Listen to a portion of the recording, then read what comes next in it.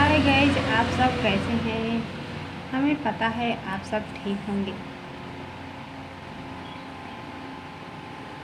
कैसे एक दूसरों के साथ धोखाधड़ी होता है। दोस्तों, हमारी कहानी पसंद आए तो चैनल को सब्सक्राइब कर देना, बेल आइकन पर क्लिक कर देना। बहुत साल पहले की बात है। किसी गांव में सुंदर नाम का एक किसान रहता था। उसकी पत्नी का नाम था पार्वती। वैसे उसे पारो कहकर पुकारते थे। उनकी शादी को कई साल बीत गए तो उनके यहाँ एक बेटे ने जन्म दिया। उन्होंने उसका नाम रखा राम। वे दोनों पति पत्नी अपने पुत्र से बेहद प्यार करते थे। खास तौर पर सुंदर तो अपने बेटे से बेहद प्यार करता था। बेटा जब बड़ा हो गया तो दोनों बाप बेटे साथ मिलकर खेतों पर जाने लगे। लेकिन पिताजी अपने बेटे से हमेशा यही कहता रहता था कि तुम आराम से पेड़ के नीचे लेटे रहो, खेती बाड़ी का कार्य मैं संभाल लूँगा। जब पारो वहाँ खाना लेकर आती तो अपने पति को ही काम करते देखती थी। उसे अपने पति को काम करते देखकर बड़ा दुख होता था। कभी कभी वह क्रोध से भरकर कहती थी, क्या आप सारी उम्र ही काम करेंगे? देखो, अपना राम अब जवान हो गया है, इसे भी तो काम करने ले जाया करो। अरे मेरी प्यारी पारो, काम करने से आदमी घट नहीं जाता। सुंदर हंसते हुए जवाब देता है, अगर काम करने से कुछ घटती नहीं है तो इस बेटे को काम क्यों नहीं करवाते? इसके लिए तो पूरी उम्र पड़ती है, काम ही करेगा, लेकिन जब बड़ा हो जाएगा तो तभी मेरी तरह कर पाएगा। अपनी तरह काम करना कोई आसान बात नहीं है। आप तो अपने शरीर को पत्थर समझ रखा है। आज ही मैं कहती हूँ, यह सब कब तक चलेगा? उसने गुस्से से कहा, जब तक जिंदगी है यह तो चलता ही रहेगा। तो क्यों अपना दिल छोटा करती है? खा लेना, छोड़ इन बातों को। एक बात याद रखा कि मेहनत की भक्ति होती है। इस तरह से दोनों पति पत्नी में झड़प होती रहती थी। राम बेचारा दोनों की बातें सुनता रहता था। इसे अपने माँ बाप का पूरा ख्याल था।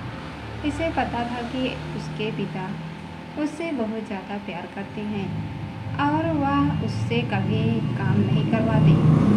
एक दिन पूरे गांव में भयानक बीमारी बढ़ गई। इसी बीमारी में पारो बेचारी मर गई। बेटा अपनी माँ की मौत पर रो रहा था तो पति अपनी पत्नी की शोक में तड़प रहा था। गृह लक्ष्मी के मरते हुए सारा घर सोना हो गया।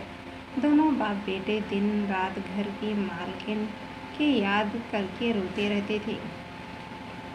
इस घर में सोनेपन को दूर करने के लिए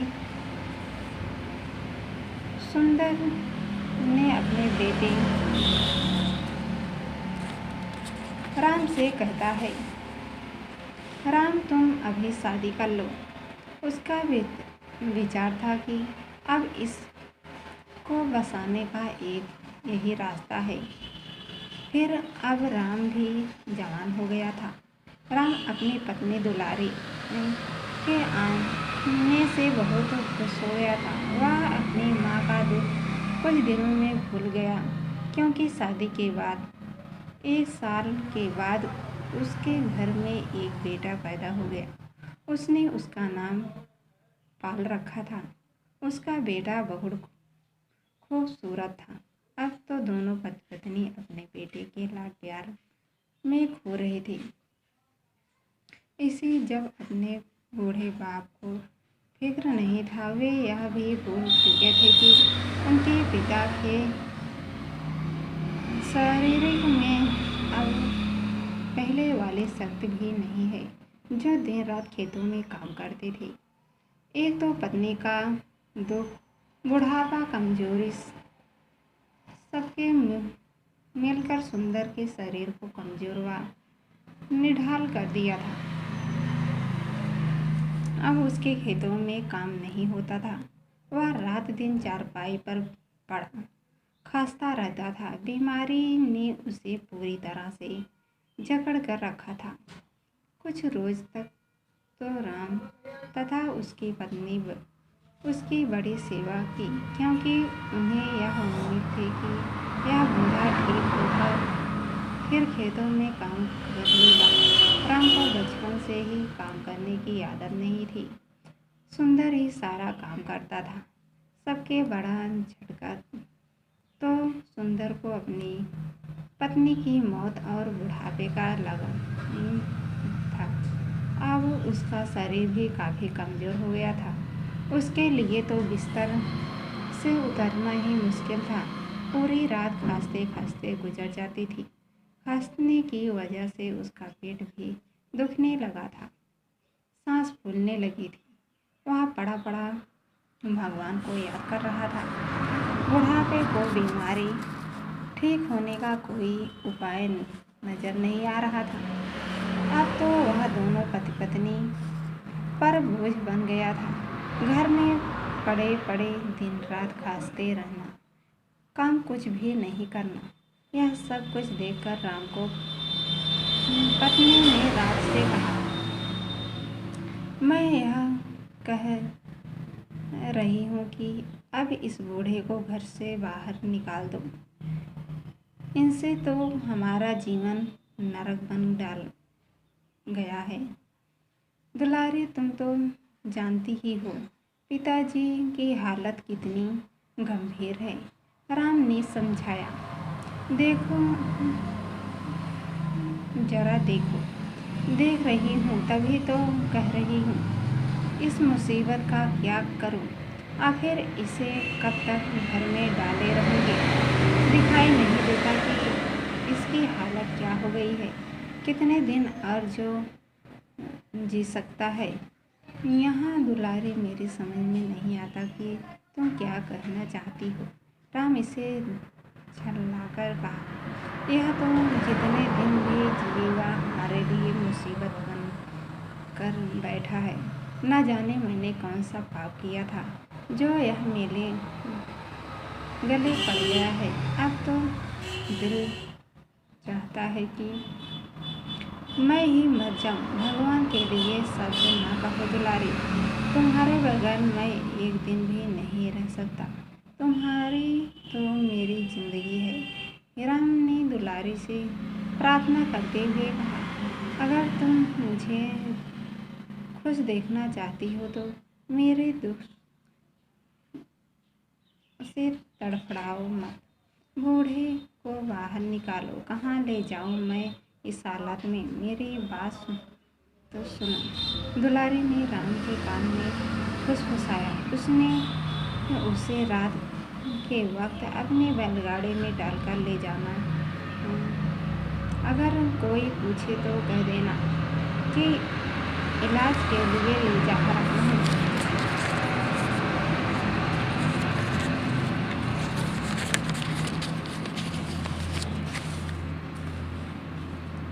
किसी शमशान में गड्ढा खोदकर दफना देना। इस बूढ़े की बीमारी से पीछा छूट जाएगा और इस मुसीबत से भी छुटकारा मिल जाएगा। रात बुरी तरह हो गया था। क्या तुम मुझे खुश देखना चाहती हो या तुम्हारे इस पिता की फिक्र है? अगर तुम इसे लेकर नहीं जाओगे तो हम अपना जीवन मजे से कैसे बिताएंगे? उसने कहा। अपनी पत्नी के दिल के सामने राम मजबूर हो गया। बूढ़े पिता की बीमारी ने उसे वास्तव में तोड़ कर रख दिया था। पत्नी की बात मानने के अलावा अब दूसरा कोई उपाय नहीं था। राम ने अपनी पत्नी की बात मान ली और दूसरी रात को ही बैलगाड़ी तैयार करके अपने पिता को चारपाई सहित उसमें डाल दिया। उसने कह दिया कि मैं इसे शहर इलाज कराने ले जा रहा हूँ और वहाँ ले से चल दिया। जाते समय दुलारी राम के कान में बोली, देखो गड्ढा जरा गहरा खोदना, कहीं यह निकल कर वापस न आ जाए, और फिर इसे ऊपर से अच्छी तरह से दबा देना। तुम चिंता मत करो, मैं सारा काम सही करूँगा। अभी वे बातें ही कर रही थी तो उसका लड़का पाल वहाँ आ गया। उसने अपने दादाजी को बैलगाड़ी में लदे देख लिया। पिताजी, दादाजी को कहाँ ले जा रहे हो? बेटे, दादाजी बीमार हैं, इसलिए उन्हें इलाज के लिए शहर ले जा रहा हूँ। पिताजी, मैं दादाजी के साथ शहर जाऊँगा, मैं उनकी खूब सेवा करूँगा। बेटा, तुम अभी छोटे हो, इसलिए तुम अपनी माँ के पास रहो, मैं जल्दी वापस आ जाऊँगा। नहीं पिताजी, मैं आपके साथ चलूँगा। बच्चा जिद करने लगा तो दोनों पत्नी मजबूर हो गए। बैलगाड़ी धीरे धीरे कच्चे रास्ते पर चल रही थी। राम ने एक जगह देखकर जंगल बूढ़े को दबाने के लिए सही है। घने वृक्षों के बीच में उसे ने बैलगाड़ी को रोकी और कुदार लेकर उसने गड्ढा खोदना शुरू कर दिया। पाल भी उसी दिशा में पिता के पीछे पीछे जा पहुंचा। उसने पिता को जंगल में गड्ढा खोदते देखा तो हैरान आ गया। अरे पाल, तुम क्या आ गए हो? तुम गुस्से हो? वह गुस्से से बोला, पिताजी, यह आप क्या कर रहे हो? कुछ नहीं बेटा। पिताजी, आप मुझे कुछ मत छिपाइए, मैं आपका बेटा हूँ, कोई दुश्मनी नहीं। पाल बोला, पाल बेटा, तुम दादाजी के बहुत बीमार हैं, अब उनका ठीक होना मुश्किल है। हमने सोचा जब तक यह जी पाएगा, इसलिए इसका एक इलाज यही है मौत, लेकिन वह तो जीवित है। बेटा, एक दिन तो सबको मरना है।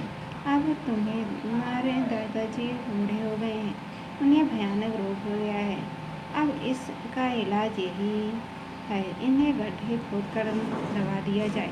ठीक है पिताजी, दादाजी के लिए गड्ढा खोद ही चुके हैं, इसलिए यह कुदार मुझे दे दो। कुदार तुम क्या करोगे? मैं भी इस समाधि बनाने के लिए गड्ढा खोदूंगा। अरे बेवकूफ, तुम किसी के समाधि बनाओगे? जाओ, जाकर गाड़ी में आराम करो। बस मैं अभी जाकर तुम्हारे दादाजी को इस समाधि में दबाता हूँ। पिताजी, जब तक आप दादाजी को इसमें दबा कर समाधि तैयार करेंगे, तब तक मैं एक गड्ढा खोद लूँगा। मगर तुम किसकी समाधि खोदोगे? आपने अपने पिता के लिए यह समाधि खोदी है। हाँ बेटा, आपके पिता अभी जिंदा हैं। हाँ, अभी उनकी सांसें चल रही हैं। पिताजी, आप अपने जिंदा पिता को दबाकर अपना फर्ज निभा रहे हो। मैं भी आपका पिता बेटा हूँ, मुझे भी अपना फर्ज पूरा करने दो। मैं भी अपने जीवित पिता के लिए गड्ढा खोद रहा हूँ। जब आप बीमार होंगे तो मैं भी आपको इसी में दबाकर सारे दुख को दूर करूँगा। पाल, तुम यह क्या कह रहे हो? पिताजी, आप दादाजी के साथ कर रहे हो, आप उनके बेटे होने की वजह से कर रहे हो। हाँ, तो फिर आपका बेटा भी तो आप ही के बताए हुए रास्ते पर चलेगा। पाल बेटा, मुझसे बहुत बड़ी गलती हो गई है, मुझे माफ़ कर दो। अब मैं तुम्हारे दादाजी को समाधि बनाकर मैं उनकी सेवा करूंगा। तुम्हारी माँ की वजह से मैं यह पाप करने जा रहा था, लेकिन तुमने बेटा मुझे बचा लिया।